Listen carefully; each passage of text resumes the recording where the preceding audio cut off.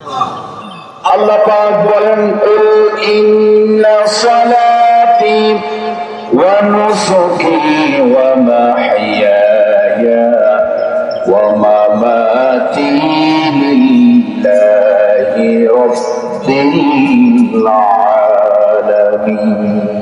সুবহানাল্লাহ, সুবহানাল্লাহ। বলছেন তোমার নামাজ, তোমার কোরবানি, তোমার বেঁচে থাকা, তোমার মরে যাওয়া সবকিছু রব্বুল আলামিনের জন্য নিমিত্ত। সুবহানাল্লাহ বলবেন। সুবহানাল্লাহ। ভাইরা, তাহলে কোরবানি গোশত খাওয়ার জন্য না আল্লাহর জন্য? আল্লাহর জন্য। এক নাম্বার ব্যাখ্যা দিতে পারবো। এক নাম্বার কথা, কোরবানি কার জন্য? আল্লাহ। গোশত খাওয়া না আল্লাহর জন্য? আল্লাহর জন্য। কার জন্য নিবেদিত করতে হবে? আল্লাহর জন্য। আল্লাহ আমাদেরকে কবুল করে, করেন আমিন। নাম্বার 2, কোরবানি আমাদেরকে শিক্ষা দেয় তাকওয়া, ভয়। কার ভয়? পুলিশের না না না, এখন যে গাড়ি ভাড়া বেশি দেয়, দেখছেন না? গাড়ি থেকে নামা ফিরে গেলে দেখছেন, দেখছি। তাহলে সেনাবাহিনীর ভয় আছে না? আছে। পুলিশের ভয় আছে না? আমরা কার ভয় করি? আল্লাহ। কোরবানি আমাদেরকে দ্বিতীয় শিক্ষা দেয় তাকওয়া, আল্লাহর ভয়। কার ভয়? আল্লাহ। এই ভয়টা শুধু আজকের জন্য নাকি মৃত্যু পর্যন্ত? মৃত্যু পর্যন্ত। একটি শ্বাস প্রশ্বাস দেহ থাকা পর্যন্ত সর্বোচ্চ ভাবে যাকে ভয় করতে হবে তিনি কে? আল্লাহ। আল্লাহ আমাদেরকে বোঝার তৌফিক দিন, বলে আমিন। নাম্বার 3, পরামর্শ ভিত্তিক জীবন পরিচালনা করা। কি ঠিক? পরামর্শ। আমাদের হুজুরি কথা বলছেন, ইব্রাহিম আলাইহিস সালাম তার সন্তানকে কোরবানি করবেন, স্বপ্নে দেখেছেন। ইচ্ছা করলে ছেলেকে আনি মিনার প্রান্তরে জবাই করে দিতে পারতেন, কিন্তু না, তিনি বললেন ক্বালা ইয়া বুনাইয়া ইন্নী আরা ফিল মানাম আন্নী আযবাহুকা ফানজুর মাযা তারা। ও আমার কলিজার টুকরা সন্তান, আমি স্বপ্নে দেখেছি তোমাকে জবাই করতে। সন্তানকে বলছেন পরামর্শ। সন্তান তো জবাব দিলেন সাতাজিদুনি ইনশাআল্লাহু মিনাস সাবিরিন। আব্বা, আমি আপনাকে কথা দিচ্ছি, আপনি আমাকে ধৈর্যশীলদের কাতারে পেয়ে যাবেন। সুবহানাল্লাহ। আছে।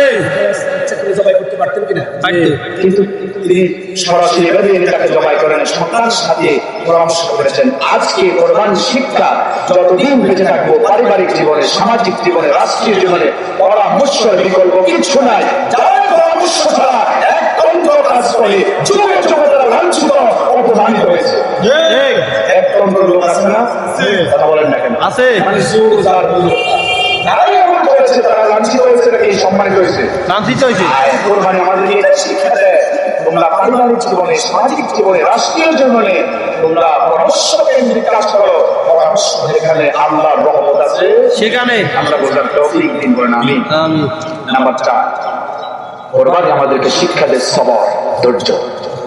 সবর, ধৈর্য। হুজুর বলেছেন ৮৬ বছর পরে সন্তান পেয়েছেন ইব্রাহিম আলাইহিস সালাম।